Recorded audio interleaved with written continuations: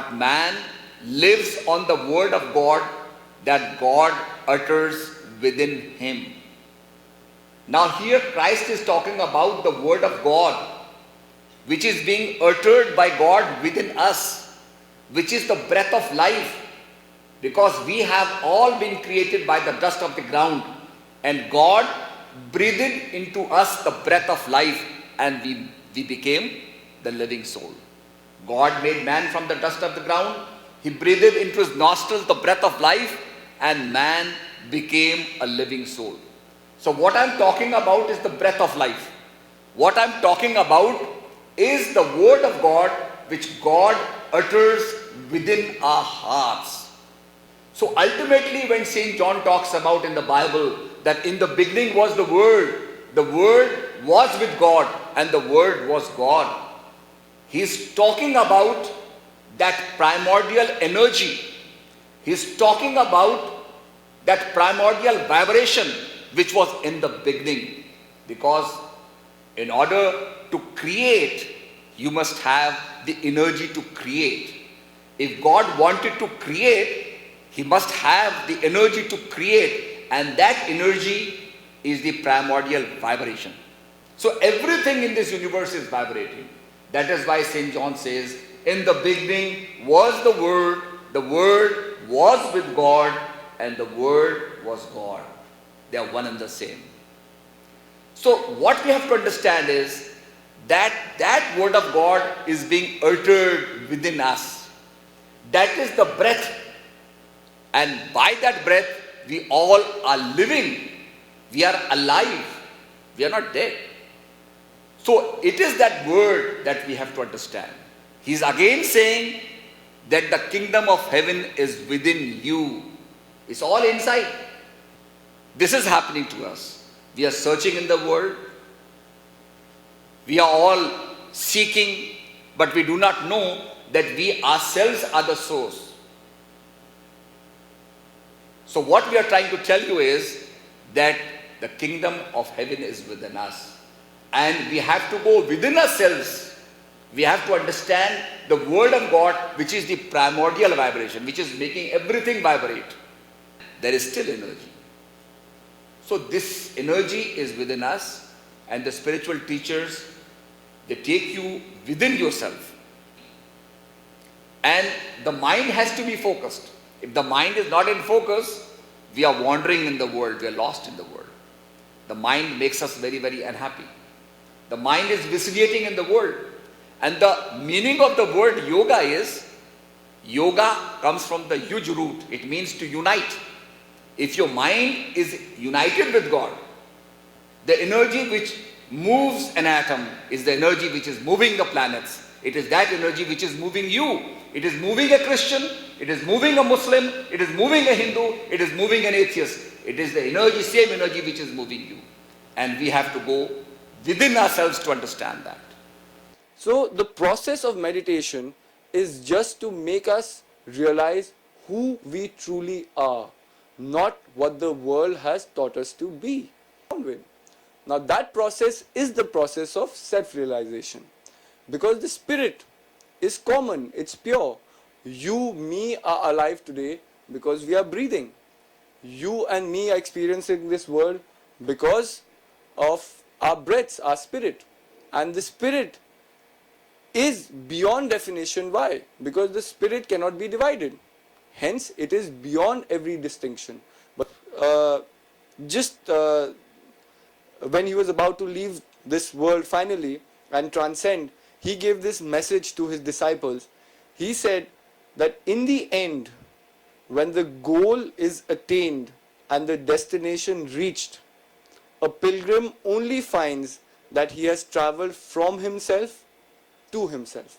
Saying that always remember that you are not human beings having a spiritual experience.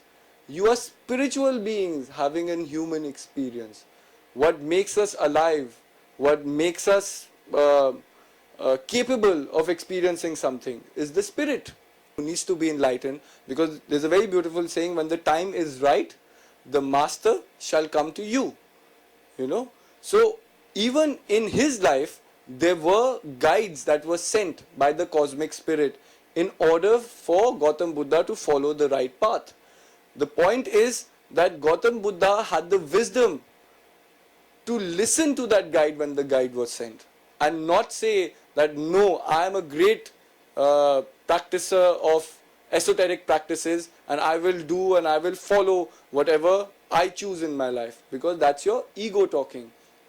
And once the ego is predominant, then we do not see the signs that God has left us or the beautiful people that God brings into our lives. Each moment in our life is truly, I would say, a gift given to us, a gift to change ourselves, a gift to evolve ourselves. I mean, we do not know when we have to leave this world and go. Truly, we do not know. It can be tomorrow, it can be 10 years down the line, it could be any time in the future. But why is the present given to us? Someone very beautifully said this, why is the present called the present? Because it is a gift from God. Within you, there is present a very beautiful thing. But what we have to do, through meditation, through being a human being, through love, through caring, through being what is called maitre, which means unconditional love and compassion. So it is very important for us to realize our spirit, and that is done through the practice of focusing your mind. See, the most essential practice given to us over time is the practice of yoga, which is called yoga also. Now many people think that doing complicated asanas and twisting your body and being flexible is only yoga. But yoga has nothing, I mean, it is a part. Yoga is divided into two aspects called the pranayama, which is the breathing techniques, and the asanas, which is the complicated positions that we see people do. We see people do headstand, which is called Shirshasana. So this friend of mine, he used to say that, what's my best yoga asana? And I'm like, what? So there's an asana that you do in the end, which is called Shavasana. Now Shav means to become like a dead body. So you don't have to do anything. Finished your class, it is very good to relax your body, to get your breaths back into its normal state.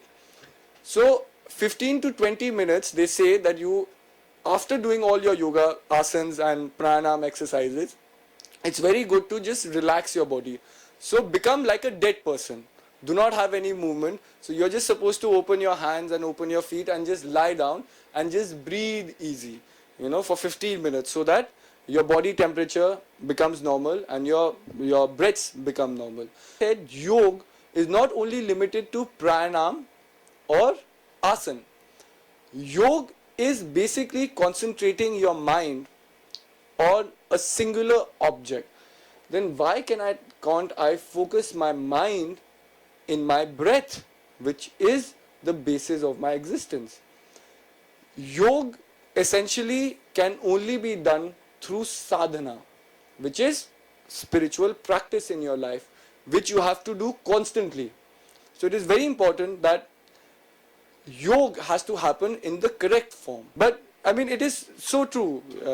So when you meditate, it is very important for you to meditate on the correct path. Now in our scriptures, it is very simply put that how is meditation possible? So it is possible through the path of bhakti, which is devotion. Without devotion, there is no knowledge. I mean, without devotion, without love towards that cosmic spirit, how can you evolve? How can you grow? How can you move from being a finite being that we are to being an infinite being and understanding the infinity of that cosmic spirit? It will never be possible. And through dhyan, which becomes meditation. So that is such a beautiful thing, that is pure devotion, So that is also a form of yoga, because you are doing it constantly. Then the path of dhyan also is a very important aspect. Now I have devotion, I have pure feeling to know God, but how do I realize Him? Is through dhyan, which is meditation. Now dhyan also has to be focused on something. There has to be an object of focus, object of meditation. So they said that the object of meditation has to be purely the essence of your being. Now what is the essence of the being? Essence of our being is our breath. The moment we inhale and exhale, we are alive. And the moment this process will stop, we cease to be.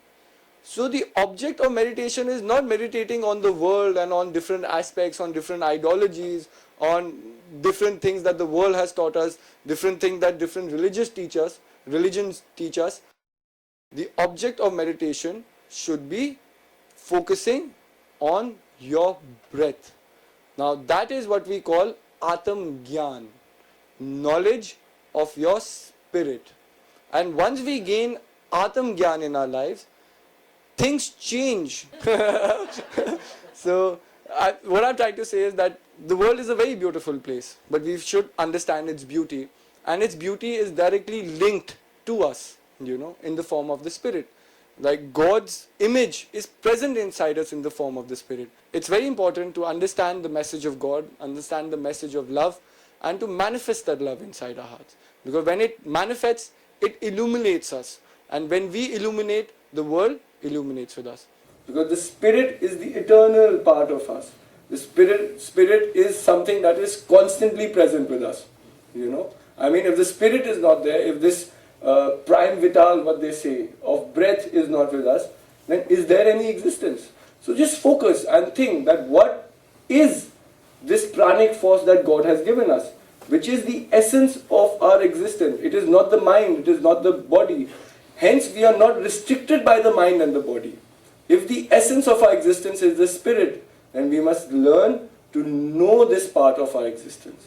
And that is the process of meditation. The process is called self-realization. We learn how to remove those sanskars from ourselves. That is why the process is self-realization, that you realize something about yourself that you didn't know before. You didn't know before that you existed on such a vast level of existence, that your true reality is something beyond that was what was taught to you by this world. So when we remove the cause of the suffering, the fourth noble truth automatically is given to us. And what is the fourth noble truth? That when no suffering exists, you will be in bliss, you will be in nirvana, you will be enlightened. Enlightenment is what? Enlightenment is just you being not restricted anymore, you being not confined anymore, and you are free. So make the correct steps in our life, have the correct understanding, to understand the world, to understand the mind, to go deeper inside yourself.